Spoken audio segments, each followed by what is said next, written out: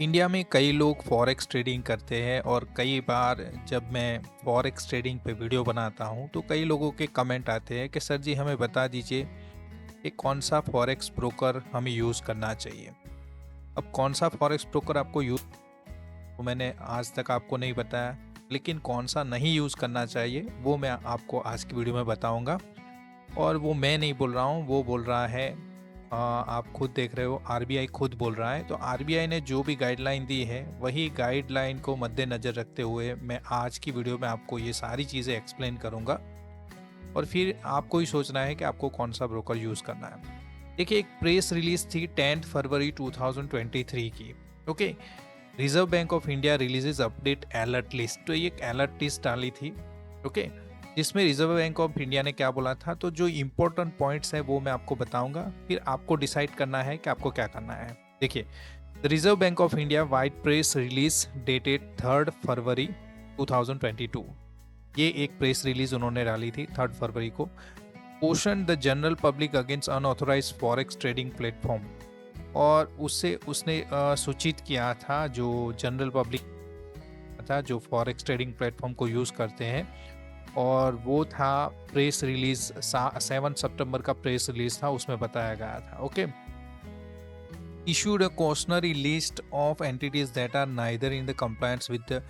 वो कुछ एंटिटीज की लिस्ट उन्होंने बताई थी जो ना ही foreign exchange management act mean FEMA के अंतर्गत आते हैं and are not authorized to operate electronic trading platform for forex transaction। और फॉरेक्स ट्रांजेक्शन के लिए वो ना ही ईटीपी जिसे इलेक्ट्रॉनिक ट्रेडिंग प्लेटफॉर्म यूज ही भी नहीं कर सकते, वैसे लोगों की एक लिस्ट उन्होंने आ, बताई थी। कौन सी लिस्ट है वो भी देखेंगे, लेकिन कुछ और भी पॉइंट है वो जो मैं आपको बताना चाहूँगा। चलिए, पहले लिस्ट आपको देखनी है तो मैं लिस्ट बता देता हूँ। 7 फरवरी वाली ये जो लिस्ट थी। ओके, अब यहाँ पे भी बताया गया था reserve bank of India issued alert list of unauthorised entities operating electronic trading platform for. Okay, तो ये लिस्ट कौन सी थी, ये वाली लिस्ट था। इसमें आप पोज करके देख लीजिए, ये सारे जो नाम आपको नजर आ रहा है और सारी जो वेबसाइट है वो अनऑथोराइज बताया गया है। ओके, हाँ, सचेतक सूची में उन संस्थाओं का नाम सम्मिलित है जो ना ही विदेशी मुद्रा मीन्स फेमा के अंतर्गत विदेशी मुद्रा में लेन देन करने के लिए प्राधिकृत है और न ही electronic ETP okay electronic trading platform के अंतर्गत इलेक्ट्रॉनिक ट्रेडिंग प्लेटफॉर्म संचालित करने के लिए प्राधिकृत मीन्स इनको ऑथोराइज किया ही नहीं गया, इनको कोई अथॉरिटी नहीं दी गई है वो फॉरेक्स ट्रेडिंग से जुड़ी चीजें कर पाए। इस सचेतक सूची में उन संस्थाओं प्लेटफॉर्म वेबसाइटों के भी नाम है जो ऐसी अधिकृत संस्था ईटीपी को बढ़ावा या प्रतीति होती ऐसी वगैरह वगैरह वगैरह आप पढ़ सकते हो। तो ये सारा लिस्ट है, आप पूछ करके देख लीजिए। अब वही चीज को आप आगे देखोगे तो आई थिंक यहाँ पे आपको नजर आएगा।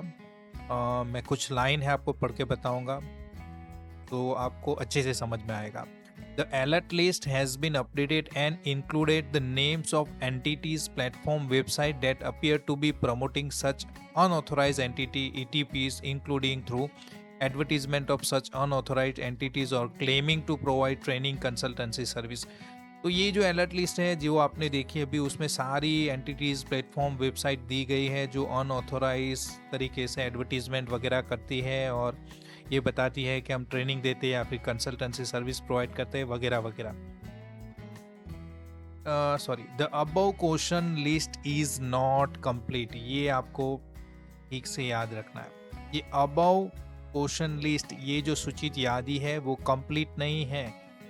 An entity not included in the alert list should not be deemed to be authorized by the Reserve Bank of India। यहाँ पे बताया गया है कि जो इस लिस्ट में शामिल नहीं है उसे आपको ये नहीं कंसिडर करना है। मीन्स जो ईटीपी चलाती है, इलेक्ट्रॉनिक ट्रेडिंग प्लेटफॉर्म चलाती है, या फिर ऐसी कोई वेबसाइट है या फॉरेक्स ट्रेडिंग प्लेटफॉर्म को बढ़ावा देती है, ऐसी कोई भी वेबसाइट ये लिस्ट में आपने अगर नहीं देखी है तो ये मान के नहीं चलना है कि वो ऑथोराइज, उसे आरबीआई ने ऑथोराइज किया हुआ है। ओके, तो बस ये वीडियो में आपको इतना ही बताना था कि क्या लिस्ट है ओके और ब्रोकर्स का जो आपको देख के चलना है। अब आपको खुद से डिसाइड करना है कि आपको कौन से वाले ब्रोकर को यूज़ करना है और आपकी फॉरेक्स ट्रेडिंग करनी है।